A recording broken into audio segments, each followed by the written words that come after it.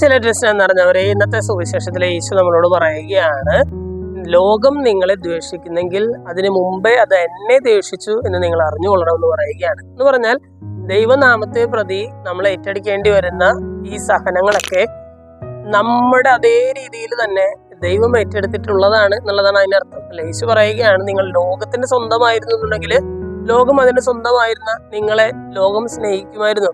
പക്ഷെ ഞാൻ നിങ്ങളെ ലോകത്തിൽ നിന്ന് തെരഞ്ഞെടുത്തത് കൊണ്ട് എന്ന് പറഞ്ഞാൽ തിന്മയുടെ ഒരു സ്വാധീനമുള്ള ആളുകൾ എന്നൊക്കെയാണ് അർത്ഥം. ഈശോ പറയുകയാണ്, നിങ്ങൾ ലോകത്തിന് സ്വന്തമായിരുന്നെങ്കിൽ എന്ന് പറഞ്ഞാൽ നിങ്ങൾ ഈ തിന്മയിലൊക്കെ പെട്ട് ജീവിക്കുന്ന ആളുകളായിരുന്നു എന്നുണ്ടെങ്കിൽ ഒരുപക്ഷം ലോകം നിങ്ങളെ അംഗീകരിക്കുമായിരുന്നു, ലോകം നിങ്ങളെ സ്നേഹിക്കുമായിരുന്നു. പക്ഷെ ഞാൻ നിങ്ങളെ ലോകത്തിൽ നിന്നും തെരഞ്ഞെടുത്തതുകൊണ്ട്, ഈ പാപികളായിട്ടുള്ള ആളുകളുടെ ഇടയിൽ നിന്നും നിങ്ങളെ തെരഞ്ഞെടുത്തതുകൊണ്ട് ഒരുപക്ഷെ അവർ നിങ്ങളെ ദ്വേഷിക്കാനായിട്ടുള്ള സാധ്യതയുണ്ടെന്ന് പറയുകയാണ്. എന്നിട്ട് ഈശോ പറയുകയാണ്, അങ്ങനെ ദ്വേഷിക്കുന്നു എന്നുണ്ടെങ്കിൽ അത് അതിനു മുമ്പേ അത് എന്നെ ദ്വേഷിച്ചു എന്ന് നിങ്ങൾ അറിഞ്ഞുകൊള്ളണം.